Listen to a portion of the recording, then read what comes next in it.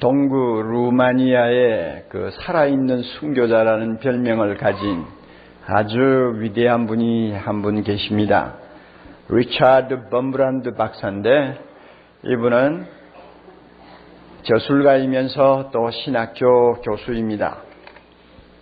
원래 혈통이 유대인이기 때문에 나치가 루마니아를 침공했을 때 그 가족들을 많이 잃었어요.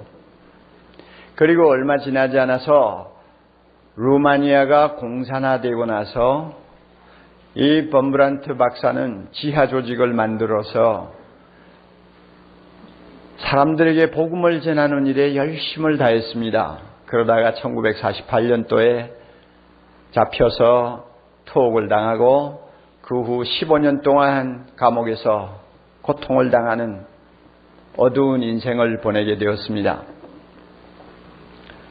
그러다가 나중에 석방이 되고 서방으로 빠져나와서 공산권 선교회라는 것을 만들어 가지고 그 노구를 끌고 복음을 전하셨는데, 지금 생존하고 계시는지 제가 아직 확인은 하지 못했습니다.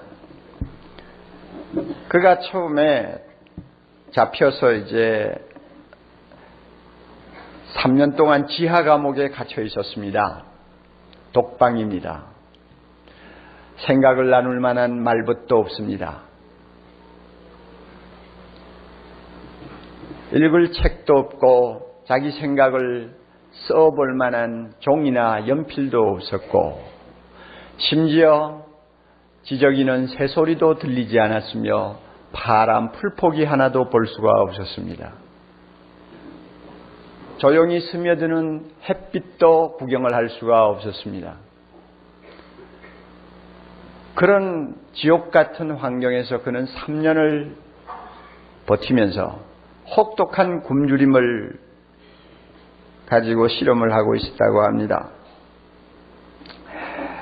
매일 주는 것은 더러운 감자 껍질을 가지고 만든 수프였는데, 그것도 충분하게 주는 것이 아니었고, 일주일에 한 번씩 빵 조각을 주는 것으로 연명을 하는데 자주자주 끌려나가서 고문당하고 매질을 당했다고 합니다.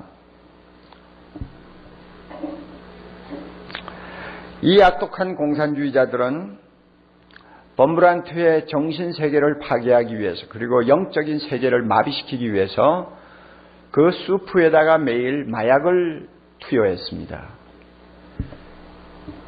마약이 든 숲을 계속 먹어대니까 점점 이제 이 정신계가 이제 제 기능을 발휘하지 못하는 어려움을 겪게 된 것인데, 그 가운데서 가장 심각한 것이 기억력 상실이었습니다.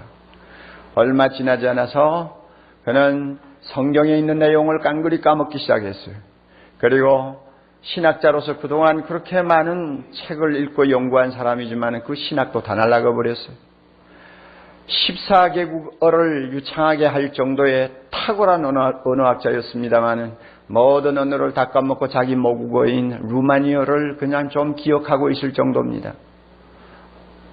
어느 날 밤이었다고 합니다. 그는 조용히 눈을 감고 하나님을 향하여 주님이 가르치신 주기도문을 외우려고 했는데, 그날따라 하늘에 계신 우리 아버지시여, 이름이 거룩히 여김을 받으시오며 나라가 하고는 그 다음에 내용이 전혀 생각이 안 나는 거예요.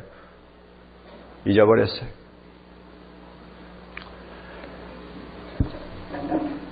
그는 너무나 당황하고 너무나 서글펐다고 합니다. 그래서 이런 말을 써놓은 것을 보았어요. 나는 매우 슬펐습니다. 하나님의 아들이 이 기도를 우리에게 가르치시기 위해서 하늘에서 땅에 오셨는데 내가 그분의 기도를 잊어버리다니. 그리고는 옷 매무새를 다시 고쳐잡고 하나님 앞에 머리 숙여 이렇게 기도했답니다. 하늘에 계신 우리 아버지여, 내가 주님의 기도문을 다 잊어버렸지만 하나님은 제 마음을 아시죠? 제 마음을 아시죠? 예수님 사랑합니다. 예수님 사랑합니다. 아멘. 이렇게 기도했대요.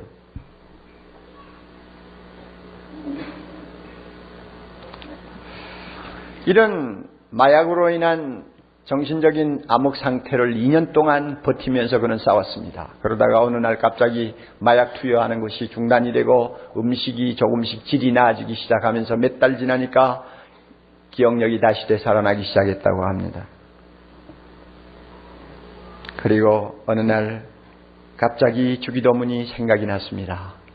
하늘에 계신 우리 아버지여, 이름이 거룩히 여김을 받으시오며 나라의 임하옵시며 뜻이 하늘에서 이룬 것 같이 땅에서도 이루어지이다.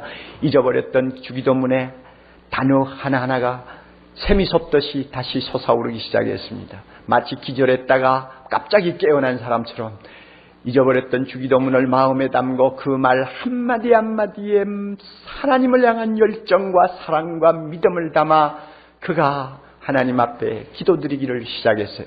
그리고 그 주기도문을 골자로 해서 자신의 마음에 있는 모든 기도를 거기에 첨가하고 자신이 드리고 싶은 모든 이야기를 그 기도에 담아가지고 하나님 앞에 매일매일 간구 올렸습니다. 그 회복된 주기도문의 기도를 통해서 그의 메말랐던 심령에 다시 한번 꽃이 피기 시작했고 그의 영혼이 다시 회복되는 놀라운 축복을 그가 누리면서 그 혹독한 감옥 생활에서 승리할 수 있었다고 그가 쓴 것을 보았습니다. 사탄이 성도에게서 마지막으로 빼앗고 싶은 기도가 있다면 주기도문이 아닐까 하는 생각을 저는 합니다. 그만큼 이 주기도문은 우리에게는 중요하고 사탄에게는 너무너무 듣기 싫은 기도라고 저는 생각을 합니다. 사랑하는 형제, 자매 여러분, 세상이 얼마나 바쁩니까? 정신을 차릴 수 없이 돌아가는 세상, 조금만 아침에 늦잠을 자도 기도할 틈을 얻지 못하고 문을 박차고 달려나가야 되는 것이 우리의 현실 아닙니까? 그렇다고 하더라도 그렇게 시간이 없어서 기도를 드리지 못한다고 할지라도 운전대에 앉아서 잠깐이라도 머리 숙이고 하늘에 계신 우리 아버지여, 이 주님의 가르친 기도 한마디 한마디에다가 우리의 혼을 담고 우리의 믿음을 담고 우리의 뜨거운 열정을 담아 하나님 앞에 올려드리면 그날은 기도 없이 시작한 하루라고 하는 딱지는 붙지 아니할 것입니다. 그 기도 들으시고 하나님께서 은혜 주실 줄 저는 믿습니다. 그렇다고 여러분들이 아침마다 주기도문만 외우고 하루를 시작하라는 이야기가 아니에요. 그만큼 주기도문이 중요하다는 이야기입니다. 우리가 주기도문 안에 들어있는 정신, 원칙, 그리고 주님이 요구하시는 귀한 진리들을 마음에 담고 잊지 않고 적용하면 우리의 기도는 훨씬 더 풍성해지고 능력 있고 놀라운 하늘의 축복을 끌어내리는 은혜의 손길이 될 줄 믿습니다. 주기도문을 보면 우리가 지난 시간에 이야기했죠. 먼저 하나님 자신을 위한 기도가 나온다고요. 하나님께서는 우리의 많은 기도를 들으십니다마는 무엇보다도 하나님 자신을 사랑하는 마음에서 하나님의 이름, 하나님의 나라, 하나님의 뜻이 이루어지기를 바라는 간절한 소원과 열정을 담고 하나님 앞에 간구하는 것, 우리 하나님이 기뻐하신다. 예수님은 주기도문을 가지고 그렇게 우리에게 가르쳐 주셨어요. 그리고 그 다음 우리가 주님 가르치신 기도를 보면 우리 자신을 위한 기도가 나옵니다. 세 가지 기도가 나와요. 한번 외워볼까요? 오늘날 우리에게 일용할 양식을 주옵시고 우리가 우리에게 죄 지은 자를 사하여 준 것 같이 우리 죄를 사하여 주옵시고 우리를 시험에 들게 하지 마옵시며 다만 악에서 구하옵소서. 아멘. 이 세 가지 기도가 나오는데 모두가 우리 자신을 위한 기도입니다. 윌리엄 버클리라고 하는 아주 탁월한 성경학자는 이 세 가지를 놓고 삼위일체 하나님과 연관을 시켜서 해석을 했어요. 오늘날 우리에게 일용할 양식을 주옵시고 하는 기도는 천지 만물을 창조하시고 우리의 생명을 공급하시는 성부 하나님께 드리는 기도고, 우리의 죄를 사하여 주옵소서 하는 기도는 우리를 위하여 십자가에 죽으시고 부활하셔서 우리의 모든 허물을 덮으시고 우리를 구원하시는 성자 하나님께 드리는 기도고, 우리가 시험에 들지 않고 악에서 건져달라고 하는 기도는 이 세상 다할 때까지 우리와 동행하시는 성령 하나님께, 우리를 보호하시는 그 성령 하나님께 드리는 기도다. 그는 이렇게 말했어요. 마음에 담아두면 우리가 주님 가르치신 기도를 드릴 때마다 매우 유익하게 우리가 생각할 수 있는 좋은 해석이라고 봅니다. 이 세 가지 우리 자신을 위한 기도 안에 세 가지의 중요한 기도 원리가 들어있어요. 기도의 원칙이 있고 기도의 정신이 있어요. 잘 기억하시기 바랍니다. 첫 번째로, 하나님이 기뻐하시는 기도는 어떤 기도냐? 욕심을 비우고 기도하는 것이라야 한다고 가르칩니다. 욕심을 빼고 마음을 비우고 하나님 앞에 드리는 기도라야 하나님이 받으신다 하는 사실이 들어있습니다. 여러분, 일용할 양식을 주옵시고, 그것도 오늘 하루 살 수 있는 일용할 양식이에요. 오늘날 하는 말은 오늘을 살 수 있는 일용할 양식을 주옵소서. 신약의 카피본인 다른 사본에 보면은 내일의 양식을 주옵시고 하고 기도하고 있는데 다 똑같아요.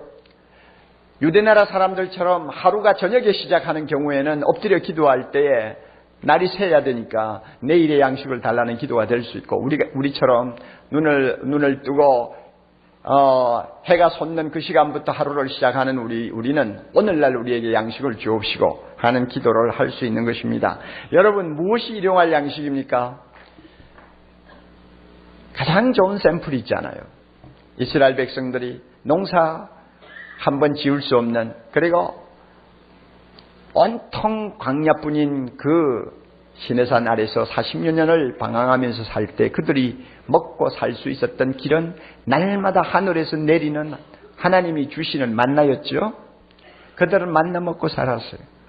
하나님께서 처음에 만나를 주실 때 너희들은 아침마다 나가서 들에서 만나를 거두어 가지고 찢고 삶고 이렇게 해서 그날의 양식을 삼으라고 그랬어요. 사람들이 그 말 듣고 나갔습니다. 나갔는데 인간은 누구나 다 마음에 걱정이 있잖아요. 그리고 욕심이 있잖아요. 하나님은 당일분만 거두라고 했지만 말 안 들었어요. 어떤 사람은 2부대도 거두고 어떤 사람은 3부대도 거두고, 그래가 식구대로 나가서 한 입씩 찌고 들어왔겠죠. 그러나 그날 하루 딱 먹고 남은 거 내일 먹지 하고 생각했더니 어떻게 됐나요? 저녁 되니까 썩어서 못 쓰게 됐잖아요. 그제서야 이스라엘 사람들이 매일 나가서 매일 먹을 것만 거두어 왔어요. 이게 일용할 양식입니다. 공중의 새가 날마다 먹고 마시는 것을 하나님께 의지하고 하나님이 주시면 먹고 하나님이 주시지 아니하면 먹지 못하는 것, 우리가 알잖아요. 일용할 양식이라는 것은 이처럼 날마다 사는 양식입니다. 다시 말하면 날마다 우리에게 필요한 생명이요, 날마다 우리에게 필요한 건강이요, 날마다 우리가 필요로 하는 먹고 마시는 물질이에요.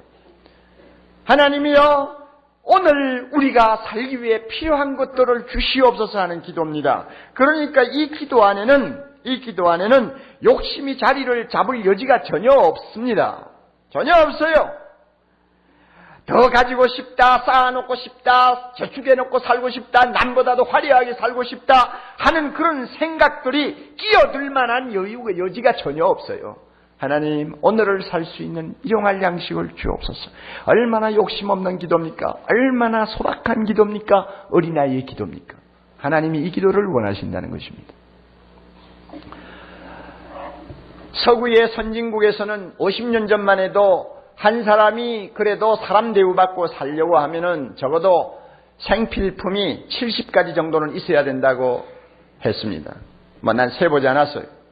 그러나 반세기가 지나서 오늘날에 사람들이 그래도 삶의 질을 높여가면서 살려고 하면 10배가 더 되는 생필품이 필요하대요. 800가지 정도가 있어야 된대요. 굉장하지 않아요? 그러니까 삶의 질은 점점 높아지는데 그 반면에 사람들은 800가지, 900가지를 충족시켜야 되니까 점점 더 구하는 것도 욕심투성이가 되고 점점 마음은 탐욕으로 가득해졌어요. 그래서 삶의 질은 높아질지라도 행복도는 자꾸 떨어지고 있는 거예요. 왜냐하면 욕심이 많아지니까. 그럴 수밖에 없는 것입니다.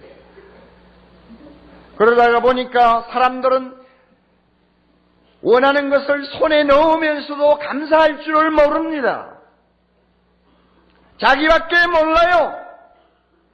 하나님을 의지할 줄 모릅니다. 결국은 영적으로 부도난 사람이 되어버렸어요. 세상 사람은 그렇다 하더라도 예수 믿는 사람까지도 가만히 보면 그 기도에 욕심이 너무 많이 끼어 있어요. 탐욕의 냄새가 물씬물씬하는 기도를 하나님 앞에 부끄러운 줄 모르고 드리고 있어요. 그만큼 사람들은 그 기도가 오염되었다는 것입니다. 이런 의미에서 오늘날 하나님 일용할 양식을 주옵소서 하는 기도만큼 인기 없는 기도가 없습니다. 여러분, 우리 중에 이 기도 가지고 만족하겠다는 사람 누가 있어요? 누가 있어요? 어떻게 하루 사는 것을 가지고 만족할 수 있다고 생각하겠어요? 그러니까 이 기도 인기 없는 기도라니까요. 좀 더 얻기를 바라는 것이고 할 수 있으면 더 많이 하나님이 허락해 주시기를 원하는 게 우리 대부분의 소원입니다. 그런데 여러분, 우리가 알아둬야 돼요. 재물이라는 것은 구두와 같다고 클레멘트 교부가 한 말을 기억합니다. 구두와 같다고요. 구두는 마냥 크다고 좋은 거 아니잖아요. 구두는 화려하다고 좋은 거 아니잖아요. 자기 발에 맞아야 되고 자기 신분에 맞아야 되고 자기 멋에 맞아야죠. 요즘에 필리핀에 정신 나간 어떤 여자 구두 전시회를 하고 있는 것을 텔레비를 통해 보았는데, 여러분 그 얼굴 가만히 보세요. 꼭 마녀 같잖아요. 예? 구두에 보석 박으면 뭐합니까? 예? 구두에다 금을 입히면 뭐합니까?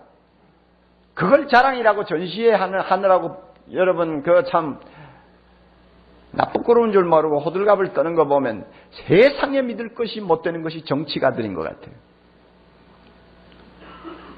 구두는 크다고 좋은 거 아니에요. 자기 몸에 맞아야 돼요. 재물도 마찬가지요. 많이 쌓아놨다고 좋은 거 아니에요. 원하는 것 다 손에 넣는다고 좋은 거 아니에요. 내 분수에 맞아야 돼요. 하나님께서 이것을 우리에게 가르쳐 주셨어요.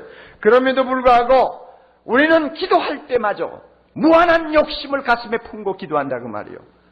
주기도문이 우리에게 가르쳐 주는 교훈이 뭐냐? 욕심을 뽑아라. 하나님은 욕심이 들어있는 기도 원치 않으신다. 이것입니다. 한날의 괴로움은 그날의 족하다고 주님이 말씀하셨어요. 우리 한번 따져봅시다. 우리가 날마다 사는데 필요한 생명이라든지 건강이라든지 먹고 마시는 것이라든지 자유와 평화라든지 이거 따지고 보면 그날 얻어서 사는 일당에 지나지 않는 것입니다. 내일은 우리에게 없어요. 하나님이 주시면 내 날이지만 내일을 누가 보장합니까? 오늘이 내 날이요. 오늘만이 내 것이요. 내일도 내 것이요 모레도 내 것인 것처럼 거드름 피우지 말라는 그 말이에요. 우리의 생명의 주인은 하나님인데 마치 생명이 자기의 것인 것처럼 거드름을 피우고 욕심을 내지 말라는 거예요. 여러분 보세요. 내일이 내 날이 아니라고 하는 사람에게 무슨 욕심이 있을 수 있습니까? 오늘이 내 날이요. 오늘을 살면 되고 오늘 하나님이 주시는 은혜 안에서 나는 행복할 수 있다고 생각하는 사람이면 다른 기도할 필요가 없잖아요. 하나님, 오늘을 살기 위한 일용할 양식을 우리에게 주시옵소서. 그 기도 하나로 만족할 수 있다는 것입니다.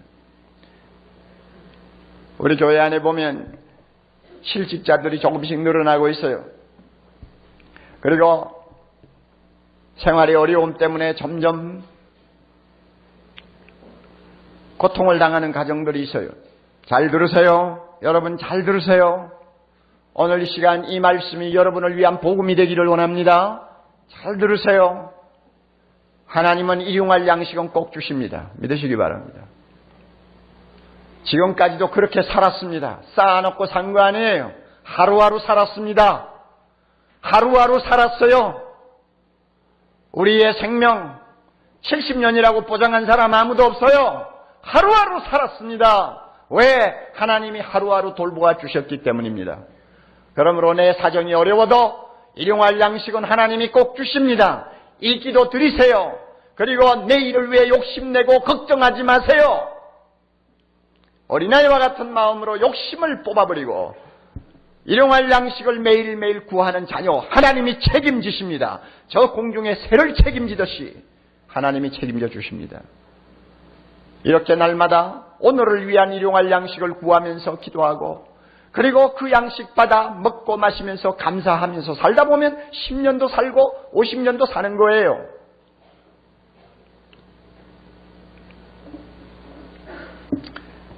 이혜인 수녀의 시를 여러분이 알고 계시죠? 좋은 시를 많이 쓰는데요. 제가 좋아하는 시인 중에 하나입니다. 그런데 그가 가난한 새의 기도라고 하는 시를 쓴 것이 있어요. 한번 들어보세요. 꼭 필요한 만큼만 먹고 필요한 만큼만 둥지를 틀며 욕심을 부리지 않는 새처럼 당신의 하늘을 날게 해 주시옵소서. 가진 것 없어도 맑고 밝은 웃음으로 기쁨의 깃을 치며 오늘을 살게 해 주시옵소서. 예측할 수 없는 위험을 무릅쓰고 먼 길을 떠나는 철새의 당당함으로 텅 빈 하늘을 나는 고독과 자유를 맛보게 해 주시옵소서. 나의 선택은 가난을 위한 가난이 아니라 사랑을 위한 가난이기에 모든 것 버리고도 넉넉할 수 있음이니 내 삶의 하늘에 떠다니는 흰 구름의 평화여 날마다 새가 되어 새로이 떠나려는 내게 더 이상 무게가 주는 슬픔은 없나이다. 더 이상 무게가 주는 슬픔은 없나이다. 새에게 물어보세요. 탐욕이 있는가? 염려가 있는가 물어보세요. 그런 것이 있으면 새는 무거워서 날지를 못한대요. 오늘날 우리에게 일용할 양식을 주옵소서 하고 기도하는 사람은 하늘을 나는데 지장을 받는 무거운 짐이 없습니다. 가볍게 기쁨으로 날 수 있습니다. 무게가 주는 슬픔은 없습니다. 이런 은혜를 하나님께서 주님의 가르치신 기도를 드릴 때마다 여러분의 가슴 속에 흠뻑 담아 주시기를 바랍니다. 또 하나 여러분, 두 번째 우리가 생각할 거 있습니다. 불쌍히 여기는 마음으로 기도해야 한다고 합니다. 우리가 우리에게 죄 지은 자를 사하여 준 것 같이 우리의 죄를 사하여 주옵시고. 여러분, 하나님께서는 우리를 너무너무 불쌍히 여겼습니다. 이건 아무리 강조해도 괜찮아요. 너무너무 불쌍히 여겼습니다. 맞아요? 안 맞아요? 모르시네. 얼마나 불쌍히 여겼으면 나 더 이상 따지고 싶지 않아. 무조건 용서해 줄게. 다 용서해 줄게. 하시고는 예수님의 피로 그저 우리 모든 죄를 다 씻어 주셨습니다. 할렐루야. 하나도 남기지 아니하고 모든 죄를 다 씻어 주셨어요. 예수님 이름 부르고 하나님 앞에 두 손 들고 나오기만 하면은 막 그죠. 과거의 죄든 현재의 죄든 미래의 죄든 뭐 다 덮으시고 용서해 주셨어요. 이게 우리 하나님 아버지입니다. 왜 이렇게 하셨느냐? 우리를 너무너무 불쌍히 여기셨기 때문입니다. 그리고는 하나님께서 우리에게 요구하고 원하시는 것이 있어요. 내가 너를 이렇게 불쌍히 여겼으니 너도 너에게 잘못한 사람에게 이런 긍휼을 베풀어라. 그래서 불쌍히 여겨라. 행여나 너의 형제가 너에게 잘못한다고 할지라도 그저 불쌍히 여기고 무조건 용서해 주라. 하나님이 원하시는 거예요. 그래서 주님이 이 기도를 주기도문 속에 담아두셨다고 저는 생각을 합니다. 14절, 15절 우리가 읽었지 않습니까? 다시 한번 읽어보세요. 주기도문을 다 주님이 말씀하신 다음에 왜 이것을 하필이면 삽입을 했을까 하는 것을 여러분이 생각하세요. 이만큼 중요하다는 거예요. 너희가 사람의 과실을 용서하면 너희 천부께서도 너희 과실을 용서하시려니와, 그 다음에 나같이 너희가 사람의 과실을 용서하지 아니하면 너희 천부께서도 너희 과실을 용서하지 아니하시리라. 얼마나 부담스러운 말씀이에요. 크리소스톰이라고 하는 초대교회 위대한 교부가 목회하던 교회에서는 주일이 되면은 주기도문을 성도들이 함께 외우는데, 쭉 외우다가 이 구절 나오면은 전부 다 입을 다물었다고 그래요. 오늘날 우리에게 죄 지은 자를 사하여 준 것 같이 우리 죄를 사하여 주옵시고. 그 말을 안 한대요. 그만 입 다물 가만히 있대요, 다들. 가책이 되니까. 하나님은 나의 모든 죄를 용서해 주셨는데 왜 나는 형제의 죄를 용서하지 못할까? 그 당시 사람들 그래도 가책이, 양심이 있었나 봐요. 그러니까 기도하다가 중단하지. 오늘 우리는 이런 양심마저도 없지 않아요. 용서를 했든 말았든 그저 주기도문이니까 외우고 보자 하고는 그저 우리 다 기도하고 말아요. 참 이거 저나 여러분이나 통탄스러운 이야기입니다. 주님께서는 그런 기도를 원치 않으세요. 여러분, 우리는 예수 믿고 용서받은 사람이기 때문에 이제 날마다 발을 씻어야 됩니다. 다시 말하면 날마다 하나님 앞에 용서를 받아야 됩니다. 더러운 발을 가지고 아버지 방으로 들어갈 수가 없어요. 하루 5만 가지 죄라도 용서받아야 됩니다. 앞으로도 계속 용서받을 일이 많아요. 완전한 자가 없지 않아요. 생각으로도 죄 지을 수 있고, 감정으로도 죄 지을 수 있고, 입으로도 죄 지을 수 있고. 성경 말씀 많이 배우면 배울수록 지키지 않으니까 더 양심의 가책을 받을 수 있지 않아요. 그러니까 우리 교회에서 가장 큰 죄인이 누군지 알아요? 목사예요. 너무너무 많이 가르치면서 그대로 나는 살지 못하는 때가 많으니까 내만큼 죄인이 없어요. 그러니까 엎드릴 때마다 날마다 하나님 죽을 죄를 지었습니다. 용서해 주세요 할 수밖에 없어요. 우리는 날마다 용서받아야 돼요. 5만 가지 죄를 용서받아야 돼요. 그렇다면은 자, 어떻게 해야 되느냐? 다른 사람을 용서해야 돼요. 왜? 내가 용서해야 내가 용서한다고 하나님이 지금 주기도문에서 말씀하고 계시니까.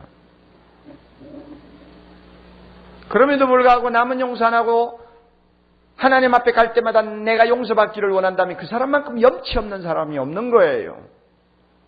손가락질 당해 마땅한 사람이에요. 하나님도 손가락질 하세요. 세상 사람도 그거 알면 손가락질 합니다. 어느 기독교 잡지에서 앙케트 조사를 했다고 합니다. 불신자들 주로 대상으로 해가지고 당신이 예수 믿는 사람을 어떻게 봅니까? 하는 제목이에요.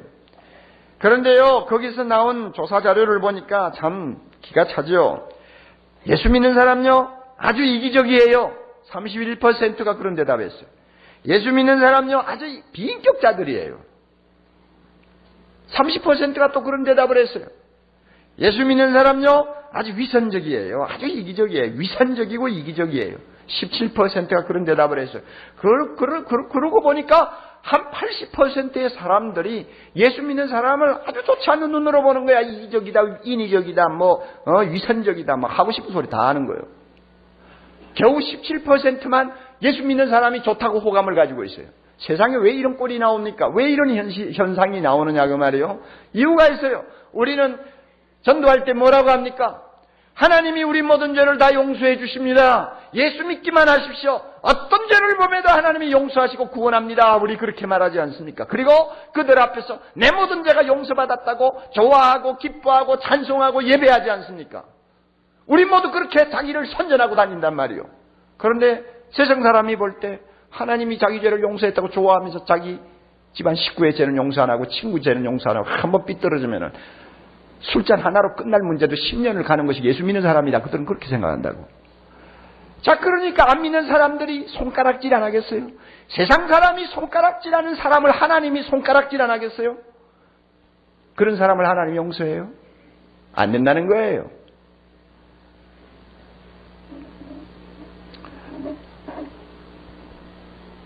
우리가 형제의 죄를 용서한 것 같이 할 때 용서하다는 말은 잊어버린다는 뜻입니다. 마태복음 4장에 보면은 예수님이 갈릴리 바다를 지나가시다가 요한과 야고보를 만나서 너희는 나를 쫓으라 하고 명령하니까 그물을 짚고 있던 두 형제는 어떻게 했나요? 배도 버리고 거기에 같이 일하던 아버지도 버리고 예수를 쫓았다고 했습니다. 이때 버린다. 배도 버리고 아버지도 버리고. 이것이 바로 용서한다는 단어하고 똑같은 단어입니다. 헬라어로. 그러니까 용서가 뭐냐? 버리는 거예요. 용서가 뭐냐? 잊어버리는 거예요. 스폴전이라고 하는 위대한 설교자가 한 말을 저는 늘 기억하고 있습니다. 키우는 개가 미쳤어요. 소만 강우병이 걸리는 것이 아니라 개도 광견병이 걸리죠. 미쳐요? 미친 개는 아무나 물어뜯어요. 그러면 사람도 또 병이 들어요. 어떻게 하겠어요? 개를 죽여야죠. 죽여가지고 묻어야 됩니다. 그거는 먹지도 못해요.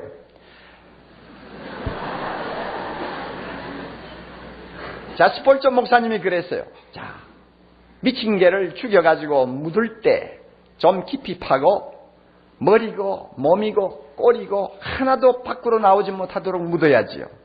그런데 미친 개를 묻으면서 머리하고 몸은 묻고 꽁지만 쫙 세워서 바깥에 보이도록 묻는 사람이 천하에 어디 있습니까? 그게 무슨 기념비가 됩니까? 왜 꼬리를 쳐들고 꼬리를 밖에 내놓고 묻습니까? 그런 식으로 해서는 안 됩니다.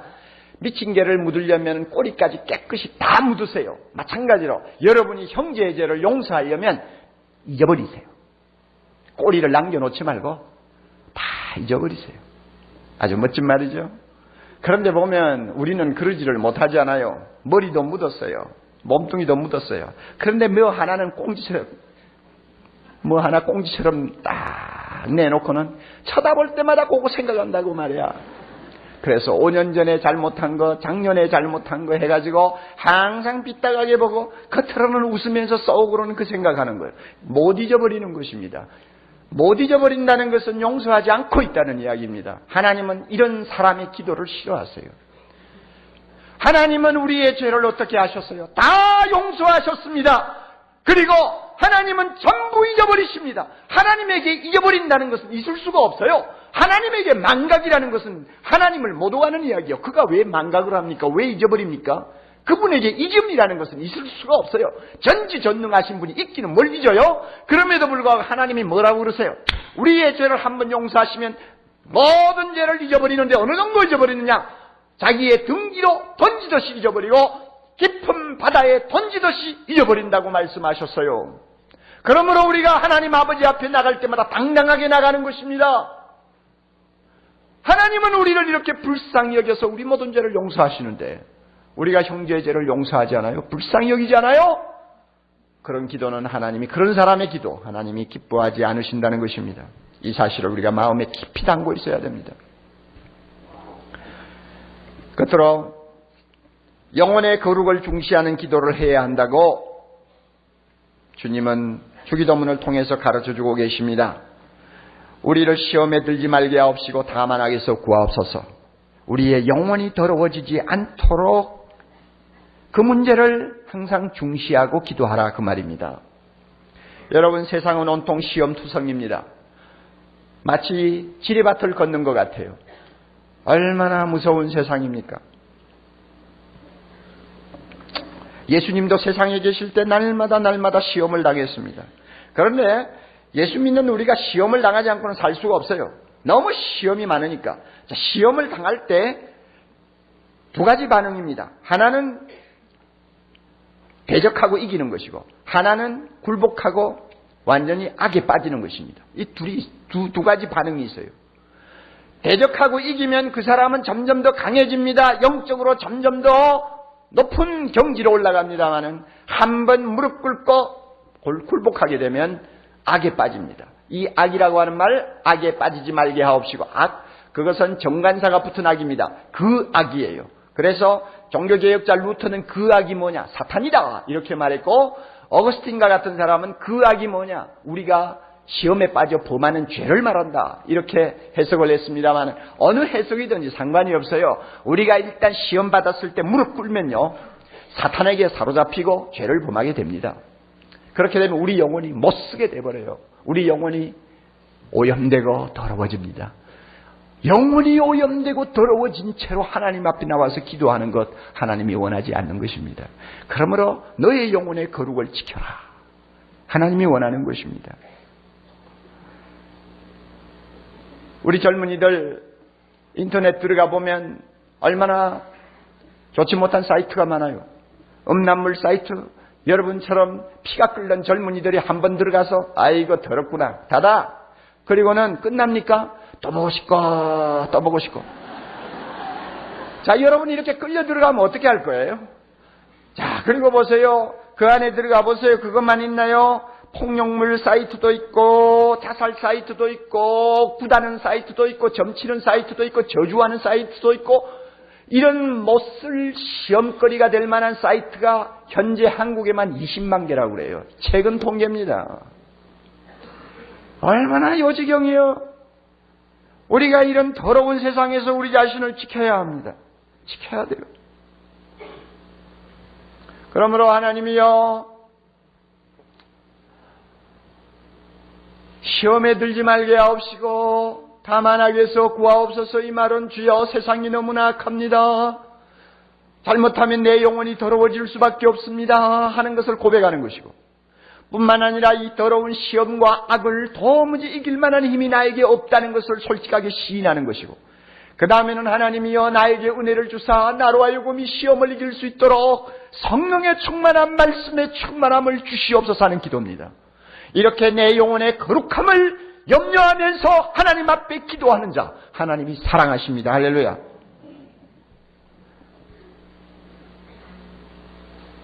우리가 이와 같이 영혼을 더럽히지 않겠다고 하는 강한 의지를 가지고 기도하면 하나님이 반드시 은혜를 주십니다. 고린도전서 10장 13절 사람이 감당할 시험 밖에는 너희에게 당한 것이 없나니. 잘 들으세요. 사람이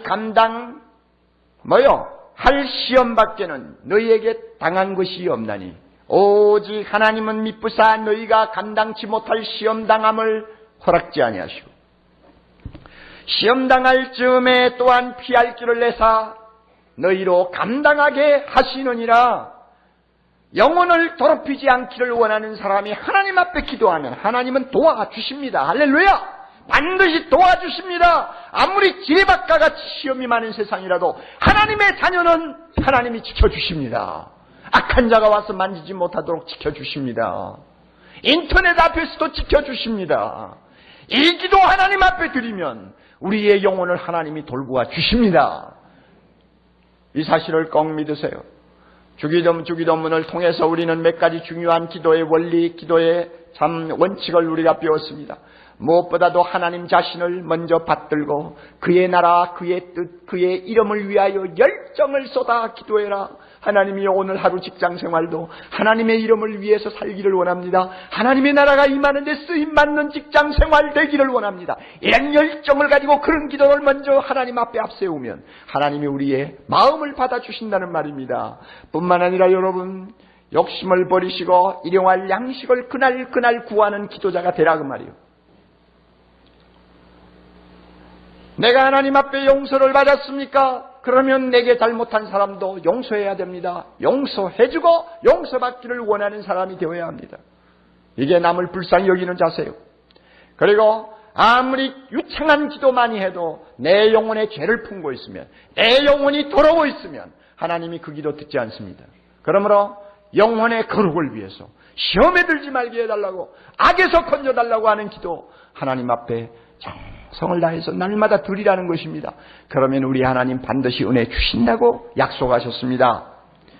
이렇게 우리가 중요한 기도의 원리를 마음에 담고 그 기도를 가지고 나의 기도를 계속 보태면서 하나님 앞에 날마다 기도하기를 힘쓰면 하나님께서 우리로 하여금 모든 면에서 축복된 자로 만들어 주십니다. 꼭 믿으시기 바랍니다.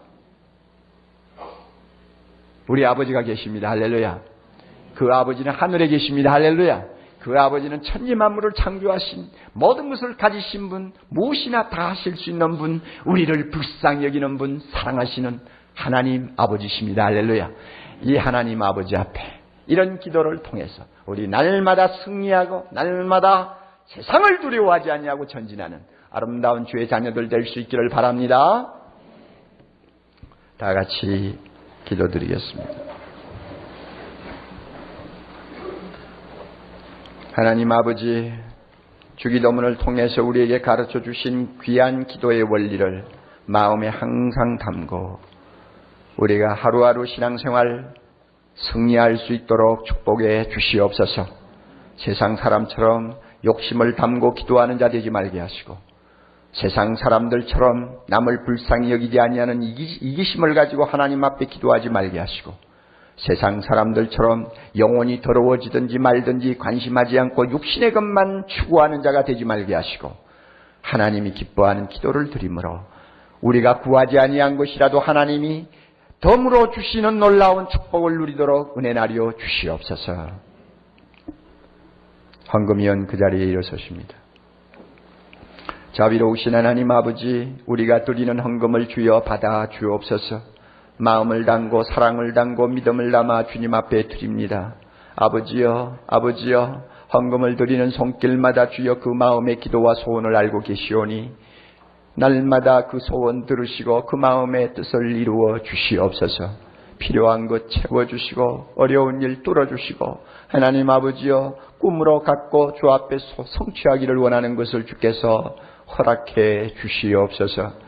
우리 성도들 가운데 가난으로 인해 고통하는 성도들, 직장을 잃고 고통하는 성도들, 아직도 직장을 구하지 못해 방황하는 우리 젊은이들 많이 있습니다. 주여, 우리가 날마다 일용할 양식을 위해 기도할 때에 주님이 우리의 소박한 기도 들으시고 자비로우신 하나님 이들에게 날마다 필요한 은혜를 주실 뿐만 아니라 또 수고한 대가를 100배로 받을 수 있도록 은혜나리여 주시옵소서. 병중에 있는 성도들을 주께서 하루빨리 일으켜 주시옵소서. 예수님 이름으로 기도하옵나이다. 아멘.